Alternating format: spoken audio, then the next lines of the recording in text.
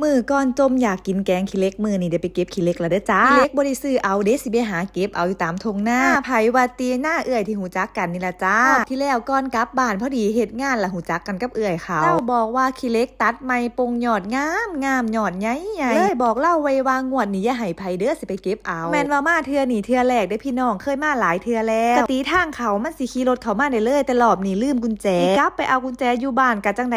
อยู่ก็เลยพากันย่างเข้ามาเห็นตอขี้เหล็กเท่านั้นล่ะพี่น้องโอ้ยงามบักคักกำลังโปงใหม่ยอดใหญ่วันสิมาแพ้วคิดว่าสิเก็บมันเต็มถุงนี่ล่ะไดจังใดเก็บไปเก็บมากก็สิเต็มถุงอีหลีเก็บไปเก็บมาพัดไปเหยียบน้ำหวายพี่น้องอยู่นี่ก็มีหวายเด้อจ้าทงนี่มีครบทุกอย่างทั้งหวายทั้งนอคาแล้วก็ยอดผักกูไปหลายอย่างหลายมันก็สิเฮ็ดบ่ทันมื้อนี้เอาแต่ขี้เหล็กนี่ล่ะคิดอยากกินจังมาหาเอาใหม่เลิกงานก็เลยพากันออกมาบรรยากาศดีพี่น้องหา6 โมงแรงพระอาทิตย์กำลังตกเวลาคิดฮอดบ้านคิดฮอดทงไห้ทงนาแพ้วก็สิออกมาทงนาเล่านี่ล่ะเก็บผักเก็บหญ้าผักกันจ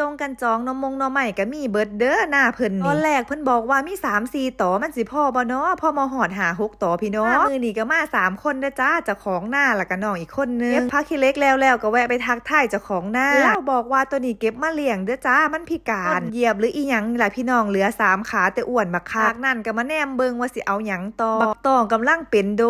กจองไว้แล้วเด้อจ้ายามใดเจอแพ้วยามนั่นล่ะเดี๋ยวสิออกมาเก็บเอาอีกวางที่เอื้อยแล้วเกลือเขาหมาอยู่นั่นแพ้วก็ว่างเก็บขี้เหล็กแล้วจักสิเก็บหยังต่ออันนี้พันเหลือไม่เห็นยอดผักติ๋วพี่น้องงามแต่เอาไปใส่ต้มปลาเนาะก็เลยเก็บมาเผื่อไว้ป้าบาทนี่เด้ของแล้วก็เมื่อหอบถุงกลับบ้านเฮาสีขาวบักใหญ่ๆนี่โอ้ยจนเต็มถุงกลับบ้านก่อนเด้อจ้ามือหน้ามาใหม่ว่าสิมาตกปลาไปเห็นหน้าเขาเพิ่นพี่น้องคิดในใจกับน้อง2 คนว่าไปแต่เอาเบ็ดมาปักเนาะระหว่างที่ขี่รถกลับบ้านก็แนมเบิ่งข้างทางเด้ว่ามีผักกระถินบ่ยังบ่แก่ปานใดพี่น้องก็เลยยังบ่ทันได้เก็บเอาพอมาฮอดบ้านแล้วก็แยกผักติ๋วออกแล้วก็เทผักขี้เหล็กออกมาเลยเบิ่งติลาบักหลายค่ะใบนี่ใหญ่ที่สุดในบ้านแล้วมันสิพ่อบ่เนาะสิหูดเอาแต่ใบอ่อนๆมาแล้วก็ต้มไว้ให้มันจืดคือสิได้แกงมื้อหน้าพุ่นล่ะต้มขี้เหล็กให้มันจืดก็ต้มจัก 3-4 น้ำต้มให้ไฟยุบแล้วก็เย็นน้ำออกบ้านนี่ก็เติมน้ำเติมทานจากนั้นก็ต้มไปต่อจนไฟยุบอีกแล้วก็เย็นน้ำออกอีกต้มแบบนี้จัก 3-4 รอบมันก็สิจืดพอดีเหล็กมันต้มโดนมื้อนี้แพ้วก็เลยสิใส่เตาถ่านทานก็บ่ได้ยากได้พี่น้องแพ้วซื้อไม้อ้อยไฟที่เขาใส่น้ำมันมาดังข้าวเดียวก็ติดอยากได้หยังเสิร์ชเบิ่งเลยมีขายทุกอย่างไม้อ้อยไฟ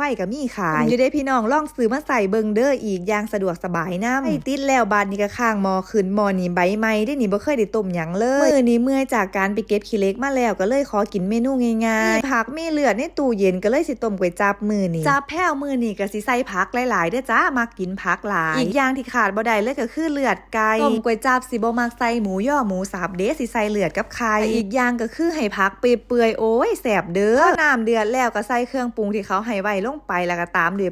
ผักอีหยังก็ใส่ผักที่เจ้าของมักเลยเด้อจ้าจากนั้นก็ตามด้วยเลือดแล้วก็ใส่เส้นก๋วยจั๊บที่เฮาเตรียมไว้ลงไปเลยก่อนแต่กี้คิดว่าเจ้าของบ่มักเส้นเพราะทุกมื้อนี่กินเส้นเกือบทุกมื้ออีหลีบ่ข้าวปุ้นกับก๋วยจั๊บบ่ก๋วยจั๊บกับผัดไทยกินได้เกือบทุกมื้อพี่น้องบ่เคยเบื่อเลยเส้นสุกแล้วบัดนี้ก็มาปรุงรสอย่าลืมห้อยหอมเจียวที่เขาให้มานำเด้อจับอันนี้เป็นก๋วยจั๊บยวนอุบลเด้อจ้าแพ้วสั่งมาไว้กินสั่งมาติดบ้านไว้อยากกินยามใดก็ต้มกินแถวนี้บ่มีขายอีกอย่างบ่แซ่บแล้วก็แพงนำ